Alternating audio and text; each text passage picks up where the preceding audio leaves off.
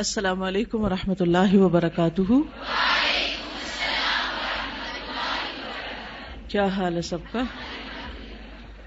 الحمدللہ نحمده ونصلی علی رسولہ الکریم، اما بعد فاعوذ باللہ من الشیطان الرجیم، بسم اللہ الرحمن الرحیم، رب اشرح لی صدری ویسر لی امری واحلل عقدۃ من لسانی مولا النبی صلی اللہ علیہ وسلم، وقال البراء عن النبی صلی اللہ علیہ وسلم انت اخونا و مولانا۔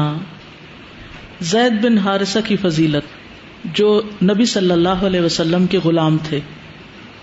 برا بن عازب نبی صلی اللہ علیہ وسلم سے روایت کرتے ہیں کہ آپ نے زید سے فرمایا انت اخونا، تم ہمارے بھائی ہو، و مولانا، اور ہمارے دوست ہو۔ زید بن حارثہ جو تھے وہ بنو کعب میں سے تھے، تو ان کی والدہ جو تھیں وہ ان کو لے کر اپنے گھر والوں کو ملنے کے لیے جا رہی تھی کہ یہ راستے میں اچک لیے گئے، یعنی اغوا ہو گئے، اور پھر ان کو سوق عکاظ میں بیچا گیا۔ تو حکیم بن حزام جو حضرت خدیجہ کے بھتیجے تھے، انہوں نے ان کو خریدا اور پھر حضرت خدیجہ کو تحفتاً دے دیا، اور یہ بہت چھوٹی عمر کے تھے اس وقت، تو انہوں نے سوق عکاظ سے ان کو خرید لیا، ایسے ہی جیسے کوئی بکری خریدتا ہے یا کوئی گائے بھینس خریدتا ہے، تو انسان بھی ایسے خریدے جاتے تھے۔ اسلام کا کتنا احسان ہے ہم سب پر کہ اس نے انسانوں کو اس غلامی سے نجات دی اور غلاموں کی خرید و فروخت ختم کر دی۔ تو نبی صلی اللہ علیہ وسلم نے جب حضرت خدیجہ سے شادی کی تو حضرت خدیجہ نے حضرت زید کو نبی صلی اللہ علیہ وسلم کو ہبہ کر دیا، تحفے میں دے دیا۔ تو غلام بکتے بھی تھے، خریدے بھی جاتے تھے اور تحفے میں بھی دیے جاتے تھے۔ تو وہ اتنی اچھی عادات کے مالک تھے کہ نبی صلی اللہ علیہ وسلم نے ان کو اپنا بیٹا بنا لیا، منہ بولا بیٹا۔ پھر جب سورۃ الاحزاب میں آیات نازل ہوئی تو اس کے بعد آپ نے کیا فرمایا؟ انت اخونا و مولانا، تم ہمارے بھائی ہو اور ہمارے دوست ہو۔ 55 سال کی عمر میں شہید ہوئے غزوہ موتہ میں، جس میں ان کو قیادت دی گئی تھی، جس کے بارے میں پیچھے آپ پڑھ چکے ہیں۔ نبی صلی اللہ علیہ وسلم نے ان کو اپنا بیٹا اس وقت ڈکلیئر کیا تھا جب ان کے خاندان والوں کو ڈھونڈتے ڈھونڈاتے ان کو پتہ چل گیا کہ یہ کہاں ہیں، تو ان کے باپ اور چچا دونوں ان کو لینے آئے۔ اس وقت یہ سمجھدار ہو چکے تھے، تو انہوں نے کہا کہ ہمارے ساتھ چلو۔ تو نبی صلی اللہ علیہ وسلم سے انہوں نے اجازت مانگی کہ وہ ان کو لے جائیں، تو آپ نے فرمایا کہ میں زید پر ہی چھوڑتا ہوں، اگر وہ جانا چاہے تو مجھے کوئی اعتراض نہیں، اور اگر وہ میرے ساتھ رہنا چاہے تو میں اس کو نہیں بھیجوں گا۔ کتنے انصاف کی بات تھی۔ تو زید نے کہا کہ میں تو آپ کے سوا کسی اور کے پاس کبھی رہنے کا نہیں، آپ ہی کے ساتھ رہوں گا۔ آپ سوچئے کہ وہ کیا چیز تھی جس نے حضرت زید کو نبی صلی اللہ علیہ وسلم کے ساتھ رہنے پر مجبور کر دیا تھا؟ کیا کوئی مالی فائدہ تھا، کوئی دنیاوی غرض تھی، کیا چیز تھی؟ دینی محبت، آپ کی محبت۔ اور یہاں آپ نے ان کو اپنا مولا کہا ہے۔ تو ہم عام طور پر مولانا کا لفظ اپنے سے بڑے کے لیے استعمال کرتے ہیں، کسی بزرگ کے لیے جو دینی شخصیت ہو، لیکن عربی زبان میں مولا کا لفظ جو ہے یہ مالک، غلام، مددگار، دوست اور محبوب، محب، ان سب کے لیے آتا ہے۔ پہلی حدیث ہے حدثنا خالد بن مخلد حدثنا سلیمان قال حدثني عبد الله بن دینار عن عبد الله بن عمر رضی اللہ عنہما قال بعث النبی صلی اللہ علیہ وسلم بعثا وامر علیہم اسامة بن زید فطعن بعض الناس في امارته فقال النبی صلی اللہ علیہ وسلم ان تطعنوا في امارته فقد كنتم تطعنون في امارة ابیہ من قبل وأيم الله إن كان لخليقا للإمارة وإن كان لمن أحب الناس إلي وإن هذا لمن أحب الناس إلي بعده۔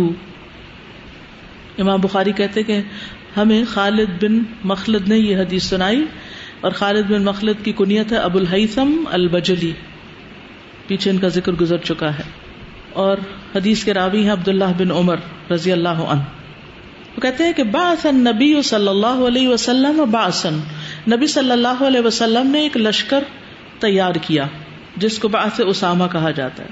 وَأَمَّرَ عَلَيْهِمْ أُسَامَةَ بْنَ زَيْدٍ، اور اس پر اسامہ بن زید کو مقرر کیا، امیر بنایا، لشکر کا امیر اسامہ بن زید کو بنایا۔ فتعن بعض الناس، تو بعض لوگوں نے اعتراض کیا، فی عمارتی، اس کی سرداری پر طعن کیا. سچے مومن تو کبھی بھی ایسا نہیں کرتے تھے، لیکن معاشرے میں ہر طرح کے لوگ ہوتے ہیں، بعض ناسمجھ ہوتے ہیں اور بعض منافقین بھی تھے جنہیں نبی صلی اللہ علیہ وسلم کے ہر فیصلے پر ہی اعتراض ہوتا تھا. کچھ لوگ ہوتے ہیں نا ایسے، ہر جگہ پائے جاتے ہیں، میں نہ مانوں. وہ آپ کی کسی بات پر صحیح ہو، غلط ہو، اچھی ہو، بری ہو، وہ راضی نہیں، مان کے ہی نہیں دیتے، ماننا ہی نہیں چاہتے. تو بہرحال فقال النبی صلی اللہ علیہ وسلم، تو نبی صلی اللہ علیہ وسلم نے فرمایا، ان تطعنوا فی امارتہ، اگر تم اس کی امارت میں نہیں امیر بنانے پر طعن کرتے ہو، فقد کنتم تطعنون فی امارت ابیہ من قبل، تم تو اس سے پہلے اس کے باپ کے امیر بنائے جانے پر بھی طعن کر رہے تھے، اس پر بھی تمہیں اعتراض تھا. وَأَيْمُ اللَّهِ، اور اللہ کی قسم، ان کان لخلیقا للامارتی، کہ بے شک وہ بہت اہل تھا عمارت کے. کون؟ اس کے بہت لائق تھا، زید بن حارثہ، اسی لیے اس کو امیر بنایا گیا تھا. وَإِنَّ هَذَا لَمِنْ أَحَبِّ النَّاسِ إِلَيَّ بَعْدَهُ، اور بے شک وَإِنْ كَانَ لَمِنْ أَحَبِّ النَّاسِ إِلَيَّ، اور زید مجھے لوگوں میں سے جن سے میں محبت کرتا تھا ان میں سے بہت محبوب تھا. یعنی زید ان لوگوں میں سے تھا جو مجھے سب سے زیادہ محبوب ہیں، یعنی وہ ٹاپ کے لوگ جن سے آپ محبت کرتے تھے ان میں سے زید بھی تھے. وَإِنَّ هَذَا، اور بے شک یہ بھی یعنی اسامہ بھی، لَمِنْ أَحَبِّ النَّاسِ إِلَيَّ بَعْدَهُ، زید کے بعد یہ بھی مجھے ان لوگوں میں سے ہیں میرے لیے جو مجھے بہت محبوب ہیں، یعنی باپ بھی محبوب اور بیٹا بھی محبوب. لشکر اسامہ کے بارے میں آپ نے حضرت ابو بکر کے حالات میں پڑھا ہوگا. یہ لشکر نبی صلی اللہ علیہ وسلم نے مرض الموت میں تیار کیا تھا اور حکم دیا تھا کہ فوراً روانہ ہو جائے، مگر اس عرصے میں آپ کی وفات ہو گئی اور وہ لشکر مدینہ کے قریب ہی تھا. تو پھر ابو بکر رضی اللہ عنہ نے اپنی خلافت میں اس کو تیار کر کے روانہ کیا. اس پر بھی لوگوں نے اعتراض کیا کہ یہ تو نبی صلی اللہ علیہ وسلم نے کہا تھا اور نہیں ہو سکا، تو اب آپ یہ قدم نہ اٹھائیں کہ اسامہ صرف 19 سال کے تھے، ٹین ایجر تھے، اور اس لشکر میں حضرت ابو بکر، عمر اور قریش کے بڑے بوڑھے بھی شامل تھے. لیکن حضرت ابو بکر نے کیا کہا کہ اللہ کی قسم، جس لشکر کو نبی صلی اللہ علیہ وسلم نے تیار کیا میں اسے کبھی بھی نہیں روک سکتا. اور ان کو کیوں بھیجا جا رہا تھا؟ کیونکہ جن لوگوں سے بدلہ لینا تھا، جنگ کرنی تھی، وہ وہی تھے جنہوں نے حضرت زید کو شہید کیا تھا غزوہ موتا میں. تو آپ صلی اللہ علیہ وسلم نے حضرت اسامہ کو ایک خاص مصلحت سے بھی امیر بنایا. اور یہ بھی کہا جاتا ہے کہ آپ کو جاہلیت کی رسم توڑنا تھی کہ کسی ینگسٹر کو امیر نہیں بنایا جا سکتا. عربوں کے ہاں رواج کیا تھا کہ بڑی عمر کا شخص ہی امیر ہوگا. تو بعض اوقات چھوٹے جو ہوتے ہیں، ینگ لیڈرشپ جو ہوتی ہے، وہ بہت زیادہ فائدہ مند ہوتی ہے. اصل چیز ہمارے دین میں کیا ہے؟ قابلیت. کون کس کام کے کہاں قابل اور مناسب ہے. کوئی عمر میں چھوٹا ہے یا بڑا ہے، تو بعض اوقات عمر میں چھوٹے لوگ بڑوں پر امیر بنائے جا سکتے ہیں. اس سے بڑوں کی بڑائی پہ کوئی فرق نہیں پڑتا، ان کے اندر کچھ اور خوبیاں ہو سکتی ہیں، لیکن اس وقت جو کام اسامہ کر سکتے تھے وہ کوئی اور نہیں کر سکتا تھا. نبی صلی اللہ علیہ وسلم کی یہی فراست اور یہی عقل مندی اور دور اندیشی جو ہے آپ کی کامیابی میں اس کا بھی بہت بڑا حصہ ہے. تو بہرحال حضرت زید جو تھے انہوں نے کئی لڑائیوں میں شرکت کی تھی اور اس میں آپ نے ان کو امیر بنایا تھا. اچھا، بعض لوگوں نے حضرت ابو بکر اور حضرت عمر پر یہ طعن بھی کیا ہے کہ وہ پھر لشکر کے ساتھ نہیں گئے تھے، کیونکہ آپ نے فرمایا تھا نا کہ اس پر لعنت ہو جو اس میں شریک نہ ہو. تو لوگ کہتے پھر ابو بکر اور عمر نہیں گئے تو کیا نبی صلی اللہ علیہ وسلم کی یہ بد دعا ان کے لیے بھی؟ تو ایسا نہیں کہ حضرت ابو بکر تو خلیفہ بن گئے تھے، وہ پیچھے کے لوگوں کو سنبھالتے ہی اس لشکر کے ساتھ جاتے، اور حضرت عمر کو انہوں نے اپنے مددگار کے طور پر اپنے ساتھ خود رکھا تھا، ورنہ انہیں انکار نہیں تھا. یہ وہ دونوں ہی تو تھے جو اس لشکر کو تیار کر رہے تھے، یعنی حضرت ابو بکر نے سٹینڈ لیا اور حضرت عمر ان کا ساتھ دے رہے تھے. اگلی حدیث ہے حدثنا یحیی بن قزعہ حدثنا ابراہیم بن سعد عن الزہری عن عروہ عن عائشہ رضی اللہ عنہا قالت دخل علی قائف والنبی صلی اللہ علیہ وسلم شاہد. یحیی بن قزعہ روایت کرتے ہیں امام بخاری کے استاد، اور ان کا پیچھے ذکر گزر چکا ہے. یہ حجازی مکی ہیں، مؤذن ہیں. حدیث کی راوی حضرت عائشہ ہیں، کہتی ہیں دخل علی قائف، میرے پاس ایک قیافہ شناس شخص آئے. قائف قیافہ شناس. قیافہ شناس وہ ہوتے ہیں جو چہرے کو دیکھ کر جسم کے مختلف اعضاء اور حرکات اور مختلف چیزوں کو دیکھ کر قیافہ لگاتے کہ اس شخص کی شخصیت کیسی ہے. اور یہ علم پر اور تجربے پر مبنی ہوتا ہے، غیب کا علم کچھ نہیں ہوتا اس میں، اس لیے اس کی اجازت ہے. والنبی صلی اللہ علیہ وسلم شاہد، اور نبی صلی اللہ علیہ وسلم بھی موجود تھے. واسامہ بن زید و زید بن حارثہ مضطجعان، اور اسامہ بن زید اور زید بن حارثہ دونوں لیٹے ہوئے تھے. فقالا، تو وہ مدلجی قیافہ شناس کہنے لگا، ان هذه الاقدام بعضها من بعض، یہ قدم ایک دوسرے سے ملتے جلتے ہیں، یہ بعض سے ہے. قالا، انہوں نے کہا کہ فسر بذلک النبی صلی اللہ علیہ وسلم، تو نبی صلی اللہ علیہ وسلم اس خبر کو سن کر بہت خوش ہوئے. وأعجبہ، اور آپ کو یہ بات بہت بھلی لگی. فأخبر به عائشہ، تو انہوں نے یہ بات حضرت عائشہ سے بیان کی. اب آپ کہ حضرت عائشہ کہتی ہے میرے پاس ہے، اس کا مطلب یہ نہیں کہ وہ خود وہاں بیچ میں موجود تھی، یہ مسجد کا واقعہ ہے اور حضرت عائشہ کا حجرہ ساتھ ہی تو تھا. مراد ہے کہ ایک سچویشن کو ڈسکرائب کر رہی ہیں. اصل میں حضرت زید نے شادی کی تھی حضرت ام ایمن سے جو حبشیہ تھیں، یعنی سیاہ رنگ کی تھیں. تو ان سے جو بیٹے پیدا ہوئے وہ کون تھے؟ اسامہ، جو اپنی ماں پہ گئے تھے سیاہ. حضرت زید بہت گورے چٹے تھے اور حضرت اسامہ بہت سیاہ تھے، تو وہ دونوں ایک دوسرے کے کنٹراسٹ تھے. تو اس سے لوگوں کو باتیں کرنے کا موقع مل گیا. نعوذ باللہ آپ پر تان کرتے تھے کہ یہ ان کا بیٹا نہیں ہے، تو جس سے آپ کو بہت رنج ہوتا، کیونکہ اگر آپ کی کسی محبوب کے خلاف کوئی بات کرے تو آپ اس پر خوش تو نہیں ہو سکتے، آپ کو دکھ ہوتا ہے. تو ایک باہر سے ایک شخص آیا اور اس نے آ کے یہ گواہی دی کہ یہ دونوں تو ایک دوسرے سے ملتے جلتے ہیں. اور آپ نے دیکھا کہ جب بچہ پیدا ہوتا ہے نا تو سب لوگ اس کے ہاتھ، پاؤں، ناخن، ناک، کان، ہر چیز غور غور سے دیکھتے ہیں اور ایک ایک چیز کو چھوتے ہیں اور کہتے ہیں یہ باپ پہ ہے، یہ ماں پہ ہے، ناک اس پہ ہے، پاؤں اس پہ ہے. یعنی ایک ایک چیز کو دیکھا جاتا ہے کہ کس پہ گئی. یعنی سب سے مسئلہ اگر آپ فون پر بھی کسی کو خبر سنائے نا کہ بچہ ہو تو پہلا سوال کیا ہوگا؟ کس پر گیا ہے. بہرحال حضرت زید بن حارثہ کی بات یہاں ختم ہوتی ہے. حضرت زید بن حارثہ نبی صلی اللہ علیہ وسلم کے محبوب تھے اور ان کے لیے بھی جنت کی بشارت تھی. آپ نے فرمایا میں جنت میں داخل ہوا تو میرے سامنے ایک نوجوان لڑکی آئی. میں نے اس سے کہا تم کس کے لیے ہو؟ کہنے لگی میں زید بن حارثہ کے لیے ہوں. اور زید بن حارثہ نبی صلی اللہ علیہ وسلم سے بھی بہت محبت کرتے تھے اور آپ نبی صلی اللہ علیہ وسلم ان کو زید بن محمد کے نام سے پکارتے تھے. پھر قرآن کی آیت نازل ہونے کے بعد یہ کہا گیا کہ ان کو اپنے اصل باپ کے نام سے پکارو، تو ان کا نام پھر زید بن حارثہ اپنے اصلی باپ کے نام پر رکھ دیا گیا. نبی صلی اللہ علیہ وسلم نے ان کو لشکر کا امیر بنایا اور پھر ان کی شہادت پر آپ بہت غمگین بھی ہوئے تھے. آپ کے چہرے پر غم کے بہت آثار تھے، کیونکہ یہ وہ موقع ہے جس میں حضرت جعفر، حضرت زید بن حارثہ اور عبداللہ بن رواحہ 3 لوگ شہید ہو گئے تھے جو آپ کو بہت محبوب تھے. اسامہ بن زید، ذکر اسامہ بن زید، حضرت زید کے بعد ان کے بیٹے اسامہ کا ذکر ہے.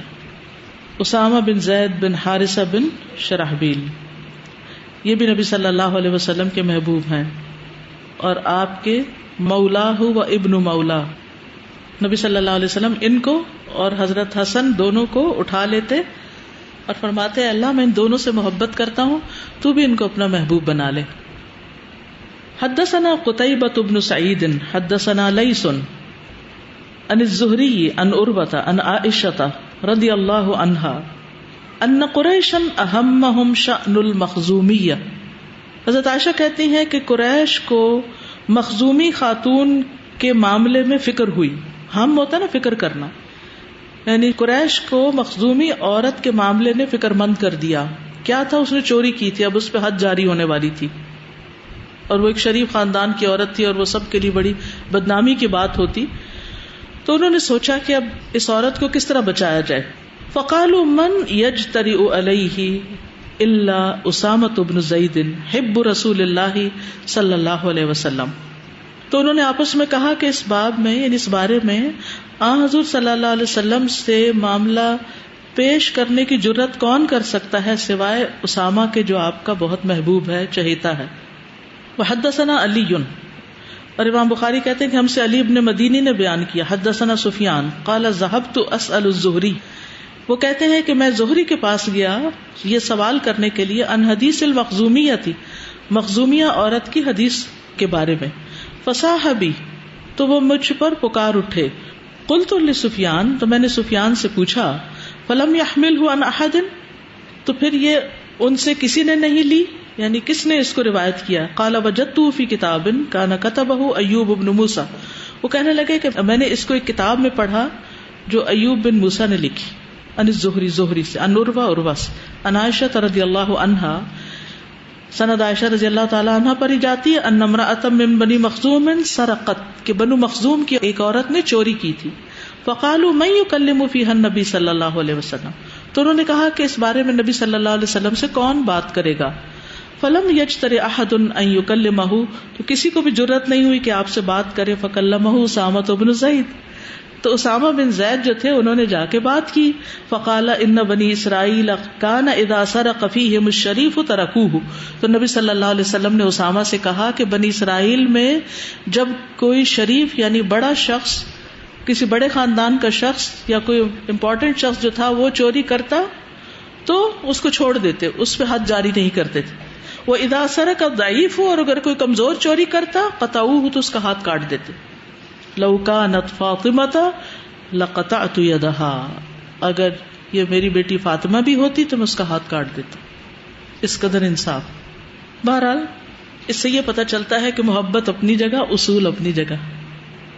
ہمارے ہاں تو کوئی تمیز ہی نہیں ہوتی نا، کہ محبت میں آ کے تو ہمارے کیا کہتے ہیں کہ محبت میں ہر چیز جائز ہوتی ہے، اندھی ہوتی، اسلام تو اندھا نہیں بناتا کسی کو، ایسی محبت نہیں سکھاتا جو اندھا کر دے انسان کو، حق کو باطل کا فرق ہی مٹ جائے اس میں۔ محبت اپنی جگہ لیکن اصول اپنی جگہ۔ جو والدین اپنی اولاد سے محبت کرتے ہیں اور اس کے ساتھ ان کی غلطیوں پر ان کو آگاہ بھی کرتے ہیں، ان کو ڈسپلن بھی کرتے ہیں، وہ سچی محبت کرتے ہیں، اور جو ان کے ہر صحیح غلط کو جائز قرار دیتے ہیں وہ ان کے ساتھ بہت بڑا ظلم اور زیادتی کرتے ہیں۔ اب یہاں پر آپ کہتے کہ ہے میرا اتنا عزیز شخص آ گیا، میں اس کو تو نہ کر ہی نہیں سکتا، تو معاملہ اسامہ کو تو نہیں تھا، معاملہ تو اللہ کی حد جاری کرنے کا تھا نا۔ تو جہاں اللہ سبحانہ تعالیٰ کا حکم آ جائے وہاں کسی کی بھی محبت پھر آگے نہیں آنی چاہیے، یہ ہمارے دین کا حصہ ہے۔ حدثنا الحسن بن محمد حدثنا ابو عباد حدثنا الماجشون اخبرنا عبد الله بن دینار قال نظر ابن عمر یوما وهو في المسجد الى رجل يسحب ثيابه۔ حسن بن محمد کہتے ہیں، یہ حسن بن محمد بن الصباح ہیں الزعفرانی، امام بخاری کے استاد، اور عبداللہ بن دینار روایت کر رہے ہیں، کہتے ہیں کہ ابن عمر، عبداللہ بن عمر نے ایک دن دیکھا جبکہ وہ مسجد میں تھے کہ ایک شخص اپنے کپڑے کھینچ رہا ہے، گھسیٹ رہا ہے، فی ناحیۃ من المسجد، مسجد کے کونے میں، فقال انظر من ھذا، تو عبداللہ نے مجھ سے کہا کہ ذرا دیکھو یہ کون ہے، یہ کیا ہو رہا ہے، لیت ھذا عندی، کاش یہ میرے پاس ہوتا کہ میں اس کی خبر لیتا کہ یہ مسجد میں کیا کر رہا ہے۔ قال لہ انسان، تو ان کو ایک انسان نے کہا، کن کو؟ عبداللہ کو، اما تعرف یا ابا عبد الرحمن، اے ابو عبد الرحمن جن کی کنیت ہے، کیا آپ نہیں اس کو پہچانتے؟ ھذا محمد ابن اسامہ، یہ اسامہ کے بیٹے محمد ہیں۔ قال، وہ کہتے ہیں، فطأطأ ابن عمر رأسہ، تو ابن عمر نے اپنا سر نیچے کر لیا، جھکا لیا، ونقر بیدیہ فی الارض، اور اپنے دونوں ہاتھوں سے زمین پہ کریدنے لگے، نقش و نگار بنانے لگے، جیسے کھجلاہٹ میں انسان کرتا ہے نا کہ اوہ یہ کیا ہوا۔ ثم قال لو رآہ رسول اللہ صلی اللہ علیہ وسلم لأحبہ، کہ اگر رسول اللہ صلی اللہ علیہ وسلم ان کو دیکھتے تو آپ ان سے محبت کرتے، جیسے ان کے باپ اور دادا سے محبت کرتے تھے، ان سے بھی کرتے۔ اس بچے کا رنگ بھی کالا تھا، تو وہ سمجھے کہ ایسے کوئی حبشی بچہ اندر گھسا ہے مسجد میں، پتہ نہیں کیا کر رہا ہے، تو اس کو دیکھو یہ کیا ہو رہا ہے۔ تو جب پتہ چلا کہ یہ وہ ہیں تو فوراً ہی اپنی رائے تبدیل کر لی، اور کس کو یاد کیا؟ رسول اللہ صلی اللہ علیہ وسلم کو۔ اور پھر یہ کہ ان کے والدین آپ کے پیارے تھے، یعنی اس بات کا پھر لحاظ رکھا، حالانکہ وہ جو حرکت کر رہا تھا، کوئی شرارت کر رہا ہوگا یا کچھ بھی، تو اس بات کو اگنور کر دیا۔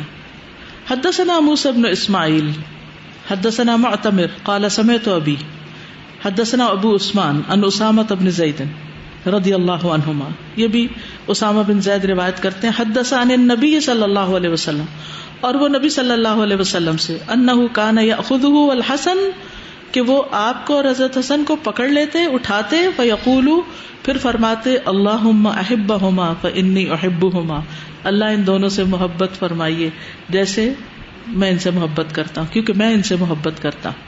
وقال نعیم ابن المبارک، نعیم ابن المبارک سے روایت کرتے ہیں اخبرنا معمر عن الزہری اخبرنی مولا لاسامۃ بن زید ان الحجاج بن ایمن بن ام ایمن، کہ حجاج بن ایمن بن ام ایمن، یعنی زہری کو خبر دی ہے اسامہ بن زید کے غلام نے کہ حجاج بن ایمن بن ام ایمن، یہ کون ہوئے؟ ام ایمن کے پوتے۔ وکان ایمن ابن ام ایمن، اور ایمن جو تھے ام ایمن کے بیٹے تھے، اخا اسامہ تھا لأمہ، اسامہ کے بھائی تھے ماں کی طرف سے، وہو رجل من الانصار، اور وہ ایک شخص تھے انصار میں سے، یعنی ام ایمن کے ایک شوہر تھے انصار میں سے جن سے یہ بچہ پیدا ہوا تھا ایمن۔ فرآہ ابن عمر لم یتم رکوعہ ولا سجودہ، فرآہ ابن عمر، ابن عمر نے اس بچے کو دیکھا، کس کو؟ حجاج کو، کہ لم یتم رکوعہ ولا سجودہ، کہ اس نے اپنا رکوع اور سجدہ پورا نہیں کیا جیسے بچے کرتے ہیں۔ فقال اعد، تو وہ کہنے لگے کہ دوبارہ کرو، دوبارہ پڑھو نماز دہراؤ۔ قال ابو عبداللہ، امام بخاری کہتے ہیں حدثني سلیمان بن عبد الرحمن حدثنا الولید حدثنا عبد الرحمن بن نمر عن الزہری حدثني حرملۃ مولا اسامۃ بن زید انہ بینما ہوا مع عبداللہ بن عمر اذ دخل الحجاج، کہ مول حرملہ جو تھے، جو اسامہ بن زید کے غلام تھے، وہ عبداللہ بن عمر کے ساتھ تھے جب حجاج بن ایمن داخل ہوئے۔ فلم یتم رکوعہ ولا سجودہ، اور انہوں نے اپنے رکوع سجدے پورے نہیں کیے۔ فقال اعد، تو انہوں نے کہا عبداللہ بن عمر نے کہ دہراؤ، نماز لوٹاؤ۔ فلما ولا، پھر جب وہ پلٹ کے گئے، قال علی ابن عمر، تو مجھ سے ابن عمر نے کہا من ھذا، یہ بچہ کون ہے؟ قلت الحجاج بن ایمن بن ام ایمن، یہ حجاج بن ایمن بن ام ایمن۔ فقال ابن عمر کہتے ہیں لو رأى هذا رسول اللہ صلی اللہ علیہ وسلم لأحبہ، اگر رسول اللہ صلی اللہ علیہ وسلم اس بچے کو دیکھتے تو اس سے محبت کرتے۔ فذکر حبہ وما ولدتہ ام ایمن، تو انہوں نے آپ کی محبت اور ام ایمن نے جس کو جنم دیا تھا اس کی محبت کا حال ان سے بیان کیا، یعنی ان کی اولاد کا۔ قال وحدثني وزادني بعض اصحابي عن سليمان وكانت حاضنة النبي صلی اللہ علیہ وسلم۔ ام ایمن کون تھی؟ نبی صلی اللہ علیہ وسلم کو کھلانے والی، یعنی اٹھانے والی، یعنی آپ کی دایا تھی۔ یہ ایک اور حدیث سے پتہ چلتا ہے۔ امام بخاری کہتے ہیں میرے بعض دوستوں نے یعقوب بن سفیان نے اس حدیث کو سلیمان بن عبد الرحمن سے روایت کیا، اور اس میں اتنا کہا ہے کہ ام ایمن نے رسول اللہ صلی اللہ علیہ وسلم کو کھلایا تھا، یعنی ان کی حاضنہ تھی۔ ام ایمن کے پہلے شوہر کا نام عبید بن عمر حبشی تھا، اس سے ان کا بیٹا ایمن تھا۔ ایمن جنگ حنین میں نبی صلی اللہ علیہ وسلم کے ساتھ جب شریک ہوا تو وہاں شہید ہو گیا تھا، اور ان کا بیٹا تھا حجاج، اور ام ایمن ہی کے بیٹے تھے اسامہ۔ اب آپ دیکھیے ام ایمن عمر میں بڑی ہیں نبی صلی اللہ علیہ وسلم سے، عبد المطلب کی یعنی آپ کے دادا کی یعنی لونڈی تھی ہیں، یعنی ان کے گھر میں تھی۔ تو جب آپ کی والدہ آپ کو مدینہ لے کر گئیں اپنے والدین یا رشتہ داروں سے ملانے کے لیے، تو ام ایمن بھی ساتھ تھی۔ وہاں پر والدہ فوت ہو گئی تو واپس کون لائی تھی؟ ام ایمن۔ اب ان کی خاتون کی عمر دیکھیے کتنی بڑی ہے۔ ان کی شادی کرتے ہیں نبی صلی اللہ علیہ وسلم کن کے ساتھ؟ زید بن حارثہ کے ساتھ، ٹھیک ہے۔ اور زید بن حارثہ کون ہے جن کی شادی پہلے کس سے ہوئی تھی؟ حضرت زینب کے ساتھ، جو قریش کے اشراف میں سے تھی۔ بعد میں ان کی شادی نبی صلی اللہ علیہ وسلم سے ہوئی، اور پھر ام ایمن کی پہلی شادی عبید سے ہوئی تھی جو حبشی تھے، مدینہ والوں میں سے، انصار میں سے۔ یعنی وہ اونچ نیچ کے یہ حبشی ہے، یہ فلاں ہے، یہ کون نہیں، اصل میں تو ان کے ایمان اور ان کے تقوی اور ان کی جو دین کے لیے خدمت تھی اس کو اہمیت زیادہ تھی۔ تو حضرت اسامہ بن زید جو تھے یہ نبی صلی اللہ علیہ وسلم کے محبوب تھے، آپ صلی اللہ علیہ وسلم نے فرمایا جو مجھ سے محبت کرتا ہے اسے چاہیے کہ وہ اسامہ سے محبت کرے. یہ صحیح مسلم کی روایت ہے. حضرت عائشہ کہتی ہے کہ ایک دن رسول اللہ صلی اللہ علیہ وسلم نے مجھے حکم دیا کہ میں اسامہ کا منہ دھوؤں جبکہ وہ بچے ہی تھے. تو انہوں نے کہا میرے تو بچے نہیں, میں نہیں جانتی بچوں کا منہ کیسے دھویا جاتا ہے. کہتی ہے میں نے اس کو پکڑا, دھویا لیکن صحیح نہ دھلا. پھر آپ نے خود ان کو پکڑا اور ان کا منہ دھونے لگے, اور آپ کہہ رہے تھے کہ یہ ہمارے ساتھ اچھا ہی ہوا کہ تم لڑکی نہیں ہو, اگر ہوتے تو ہم تمہیں زیور پہناتے اور تمہیں تحفے دیتے, دل بہلاتے تمہارا, کیونکہ لڑکیوں کو کپڑوں اور زیور کا شوق زیادہ ہوتا ہے. تو آپ صلی اللہ علیہ وسلم اس کی ترغیب دے رہے ہیں.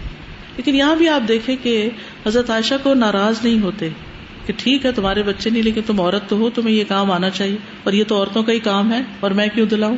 نہیں, اتنے محبوب تھے کہ آپ نے ان کا چہرہ خود دھو ڈالا.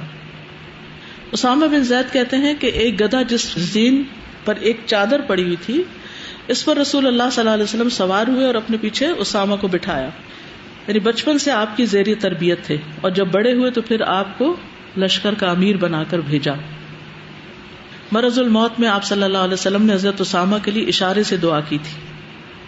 حضرت اسامہ کہتے کہ آپ کے اوپر یعنی کبھی غشی طاری ہوتی, کبھی آپ ہوش میں آتے. جب میں آپ کے سامنے آیا تو آپ صلی اللہ علیہ وسلم نے مجھے دیکھ کر ہاتھ اٹھائے اور مجھ پر پھیر دیے. میں سمجھ گیا کہ آپ میرے لیے دعا کر رہے ہیں. یہ آپ کو غسل دینے والے افراد میں شامل تھے. نبی صلی اللہ علیہ وسلم کی وفات کے بعد انہوں نے آپ کو غسل دیا, اور ان کے ساتھ حضرت علی اور فضل بھی تھے ان کے بھائی, اور انہوں نے ہی آپ کو قبر میں بھی اتارا.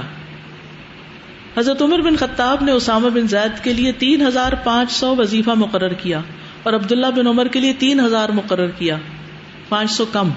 تو انہوں نے اپنے والد سے کہا کہ آپ نے اسامہ کو مجھ پر کیوں فضیلت دی ہے, یعنی اللہ کی قسم وہ صرف ایک جنگ ہی میں مجھ سے سبقت لے گئے. انہوں نے کہا کیونکہ زید تمہارے والد سے زیادہ رسول اللہ صلی اللہ علیہ وسلم کو محبوب تھے اور اسامہ تم سے زیادہ رسول اللہ کو محبوب تھے, تو میں نے رسول اللہ صلی اللہ علیہ وسلم کی محبت کو اپنی محبت پر ترجیح دی. صحابہ کے اعمال کا معیار کیا تھا؟ کہتے ہیں نا کہ سب سے زیادہ ہو آپ کی محبت.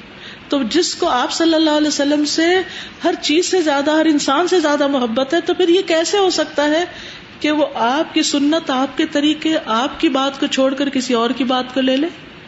یہ تو نہیں ہو سکتا. پھر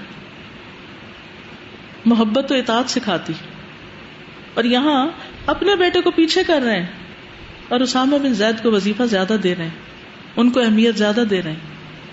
اصل میں علامہ اقبال نے صحابہ کے بارے میں ایک نظم لکھی ہے جو بہت ہی خوبصورت ہے, اور جب میں اسے پڑھتی ہوں مجھے بہت ہی رونا آتا ہے. تو میں نے سوچا اگر وہ مل جائے تو سنوا دیتے ہیں آپ کو, کیونکہ اس سے بڑا ایمان تازہ ہوتا ہے. بہت زبردست عکاسی کی ہے, لائیے پڑھ دیتی. ام ایمن کے بارے میں تھوڑا سا بتانا چاہوں گی کہ اسامہ بن زید کی والدہ عبداللہ بن عبد المطلب کی باندی اور حبشہ کی رہنے والی تھی.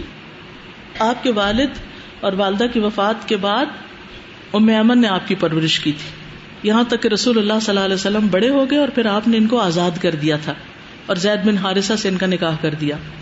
پھر رسول اللہ صلی اللہ علیہ وسلم کی وفات کے 5 ماہ بعد یہ وفات پا گئی تھی. یہ آپ سے بہت محبت کرتی تھی اور آپ کی خدمت بھی کرتی تھی. آپ کے لیے ایک دفعہ انہوں نے روٹی بنائی, آٹا چھان دیا, کہنے لگی کہ ہم اپنے علاقے میں ایسے ہی بناتے ہیں. آپ نے فرمایا کہ نہیں, تم چھان واپس اسی میں ڈالو اور پھر اس کو گوندو. یعنی آپ انچنے آٹے کی روٹی نہیں کھاتے تھے, اور ہم تو میدے کے سوا کچھ کھاتے نہیں. حضرت انس کہتے کہ رسول اللہ صلی اللہ علیہ وسلم حضرت ام ایمن کی طرف گئے تو میں بھی آپ کے ساتھ چل پڑا. ام ایمن ایک برتن میں پینے کی چیز لائیں. انس کہتے ہیں میں نہیں جانتا کہ انہوں نے آپ کو روزے سے پایا, کیا وجہ تھی. آپ نے اسے واپس کیا تو وہ آپ پہ چلانے لگی اور آپ پہ غصہ ہونے لگی, کیونکہ انہوں نے ماں کی طرح آپ کی خدمت کی تھی, یعنی عمر میں بڑی تھی. تو وہ ایک حق ہوتا ہے نا. نبی صلی اللہ علیہ وسلم ان کو بہت راضی رکھتے تھے, ان کو خوش رکھتے تھے. حضرت انس سے مروی ہے کہ صحابہ نے اپنے باغ میں سے نبی صلی اللہ علیہ وسلم کے لیے چند کھجور کے درخت بطور ہدیہ مقرر کر دیے تھے, یہاں تک کہ قریظہ اور بنو نذیر کے علاقے فتح ہوئے تو جب وہاں سے حصہ لگا تو آپ نے لوگوں کے ہدیے واپس کر دیے. تو حضرت انس کہتے کہ میرے گھر والوں نے بھی مجھے بھیجا کہ یعنی کہ ان سے پھر وہ کھجور سب کو واپس کر رہے ہیں تو چلے ہمارے بھی واپس کر دیں, لیکن وہ والے درخت آپ نے حضرت ام ایمن کو دے دیے تھے. اب جب وہ واپس لینے کے لیے آئے تو آپ نے ام ایمن سے کہا کہ وہ واپس دیتے ہیں، تو وہ کہنے کہ یہ نہیں ہو سکتا، واپس نہیں ہو سکتا. آپ نے فرمایا کہ اچھا میں تمہیں اس کے بدلے اتنا دوں گا، اتنا دوں گا، اتنا دوں گا، تم یہ واپس کر دو، کیونکہ وہ مانگ رہے ہیں. کہنے لگے نہیں دوں گی، نہیں دوں گی، حتیٰ کہ 10 گنا آپ نے زیادہ دیا، پھر انہوں نے واپس لوٹایا. حضرت عبداللہ بن عمر کہتے ہیں کہ عید کے دن فضل بن عباس عبداللہ اور عباس علی جعفر حسن حسین اسامہ بن زید بن حارثہ ایمن بن ام ایمن نبی صلی اللہ علیہ ام ایمن کے ساتھ نکلتے تھے، یعنی عید کے لیے سب کو اکٹھا کر کے لے کے جاتی تھی. آپ کی وفات پر روئی، لیکن خاص طور پر اس لیے وہ کہتی ہیں کہ میں جانتی ہوں کہ آپ فوت ہو گئے ہیں، لیکن میں تو اس وحی پر رو رہی ہوں جو آسمان سے ہم پر منقطع ہو گئی ہے. یعنی انہیں دکھ کس چیز کا تھا کہ وہی منقطع ہو گئی.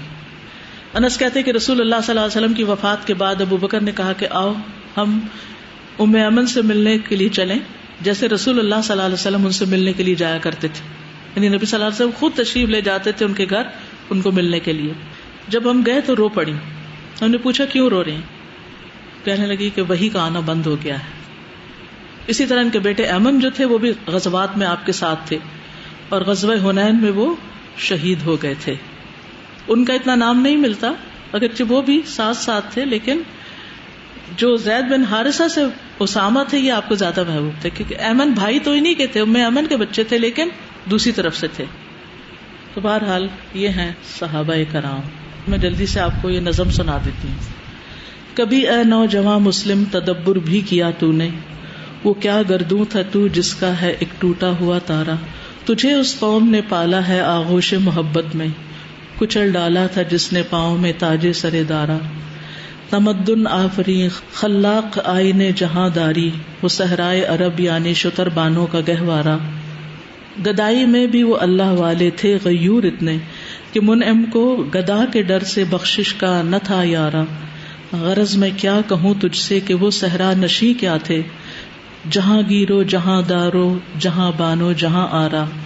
اگر چاہوں تو نقشہ کھینچ کر الفاظ میں رکھ دوں، مگر تیرے تخیل سے فزوں تر ہے وہ نظارہ.